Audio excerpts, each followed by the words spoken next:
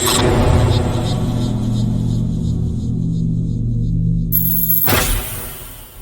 esta tarde el maestro Marco Antonio Madrigal Ortega, profesor de nuestra Facultad de Derecho, con quien tendremos una charla muy interesante acerca de temas de actualidad, específicamente y en este turno, de derecho familiar. La razón de que estemos entrevistando en esta ocasión al maestro Madrigal es porque a través de un amparo en muy recientes fechas consiguió que la primera sala de nuestra Suprema Corte de Justicia de la Nación declarara que el artículo 282 en su apartado B, fracción segunda, es inconstitucional. Pero bueno, sin más preámbulo, vamos a dejar que el maestro Madrigal nos comience a ilustrar con este gran tema. Estimado maestro, para comenzar, nos dice usted, por favor, ¿de qué trata este artículo 282? Es bien importante comentar que es solamente una fracción de ese artículo 282 y específicamente tendríamos que decirlo todo. 282, apartado B, fracción segunda, párrafo tercero. Es decir, no es todo el artículo, sino es solamente un segmento.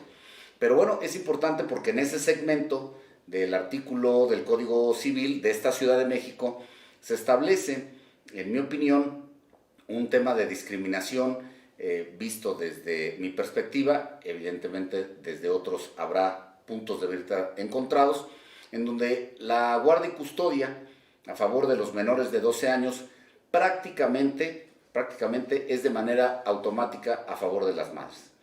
Y ese prácticamente, deja todo una gama de posibilidades porque nos dice que la guardia y custodia de menores de 12 años permanecerá bajo la madre y en algunas excepciones se tendrá que tener otros parámetros distintos a los de la madre como la mejor cuidadora del menor para poderlos considerar a los padres como los posibles custodios de los menores.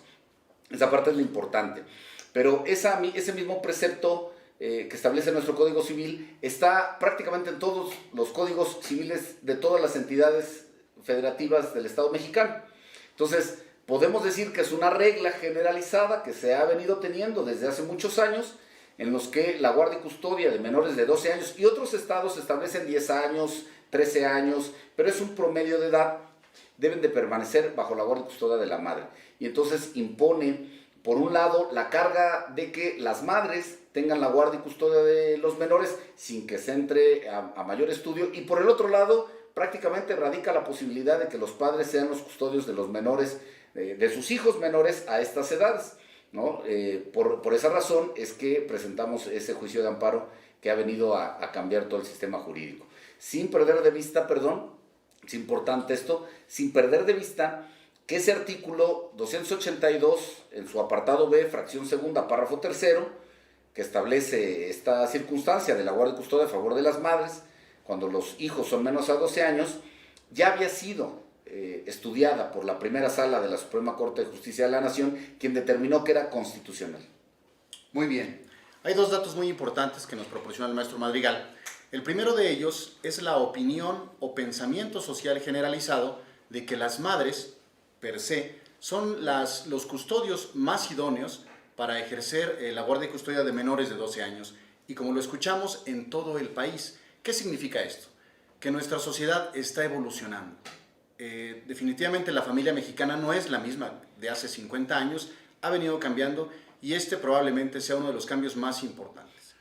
Una muestra de este cambio social del que les hablo es que en el año 2014 la Suprema Corte ya había estudiado este criterio, es decir, ya se había pronunciado sobre si establecer que los niños menores de 12 años debían o no quedar en casos de divorcio y otros casos análogos de separación de los padres, quedar bajo la custodia de las madres.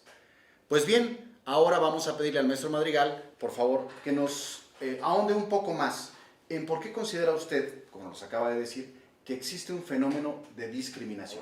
Yo recuerdo que en algunas clases que llegué a tomar todavía con el doctor Alberto del Castillo del Valle, en sus temas de amparo, ya hace más de 15 años se hablaba en sus clases de que ese precepto era inconstitucional, evidentemente relacionado hace 15 años, inconstitucional. Hoy tenemos otros parámetros, que es la convencionalidad y demás, hace 15 años era inconstitucional por violar la garantía de igualdad. O sea, si el hombre y la mujer son titulares de los mismos derechos y tienen igualdad de derechos frente a la norma, entonces la norma, al dejar un beneficio mayor a la madre, hay un tema de desigualdad constitucional. Sin embargo, en aquel entonces se presentaron algunos medios de impugnación acerca de este fragmento del Código Civil, y se estuvo evidentemente llevando a cabo la maquinaria judicial, lo que tuvo como resultado final que llegara a la Corte a través de diversos amparos, y fue estudiado por la primera sala, en la que se determinó pues que ese fragmento de la ley era constitucional y convencional ya para el 2014, y convencional partiendo de la premisa de que la mejor cuidadora de los hijos es la madre antes de los 12 años, porque es la única que le puede dar cuidados maternos, los cuales considera son necesarios e indispensables para el sano crecimiento y desarrollo del menor en todas sus esferas biopsicoemocionales, ¿no?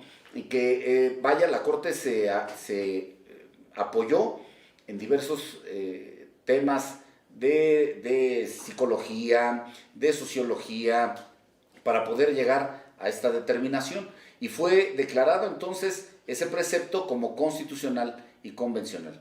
Es importante destacar que desde esa fecha me parece que el mensaje que se les mandó a todos los operadores jurídicos fue pues que la parte medular, esto es, que la custodia de los menores de 12 años a favor de la madre, está bien. Por eso hablamos de los temas de evolución.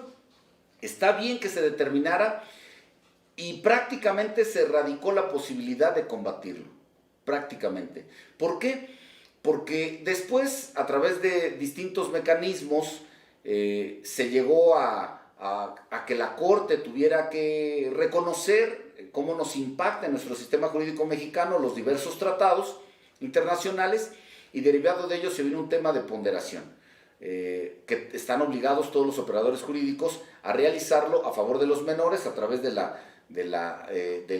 llamado interés superior del menor, que nos nace en la Convención del Menor de 1990, y entonces, aún y a pesar de que tengamos esa ponderación, tendrían los operadores jurídicos que ponderar entre si es el padre o la madre el mejor cuidador del menor.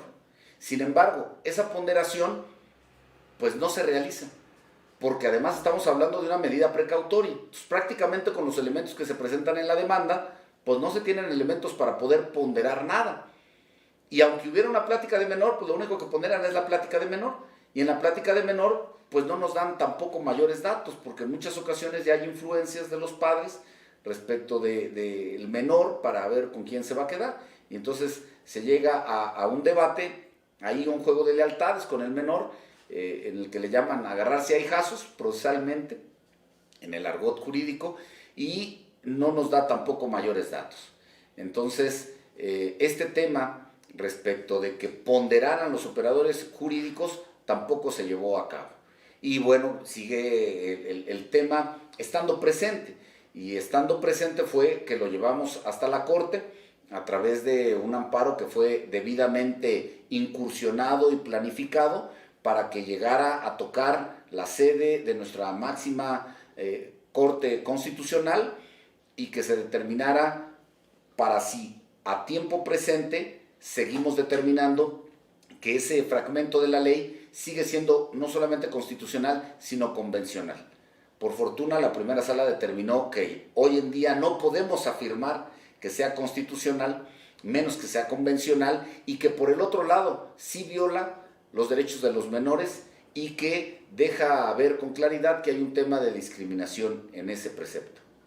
Muy bien, pues como nos damos cuenta es un problema muy complejo, no de fácil abordaje. Hay varios elementos que juegan en este problema, pero ahora le vamos a pedir también al maestro Madrigal que nos diga, ya aterrizándolo en el caso específico del amparo, obviamente omitiendo los datos sensibles de este juicio, ¿cuál fue el elemento sustancial que usted encontró para afirmar que ese precepto atenta contra la igualdad de las personas? Hay muchos, hay muchos. Desde mi punto de vista, fueron por lo menos 4 los que presenté y que fueron del conocimiento de la primera sala. Sin embargo, no es necesario abordar todos ellos. Es decir, con uno que sea suficiente, con un argumento que sea suficiente para poder determinar que ese fragmento de la ley es inconstitucional, la Corte así lo determina sin que entre al estudio de los demás. En este caso, la Corte determinó que ese fragmento es inconstitucional e inconvencional porque aborda temas de discriminación a partir del artículo 1 constitucional, en el que determina que nadie puede ser discriminado por temas de sexo, de género, de religión, y entonces el precepto en comento tiene una nota sospechosa respecto de una discriminación por género. Nos comenta el maestro Madrigal que hay una nota sospechosa en este precepto del Código Civil. ¿Qué significa una nota sospechosa? En nuestro artículo 1 constitucional, todos los que tenemos la oportunidad de conocerlo o leerlo, sabemos que prohíbe que un ser humano sea distinguido de otro, discriminado por razón alguna, de sexo, religión, economía, etc. En el momento que el precepto del que estamos hablando obliga a que el juez elija a la mujer como mejor opción para detentar la guardia de custodia, se genera la sospecha de que allí ya hay un acto de discriminación.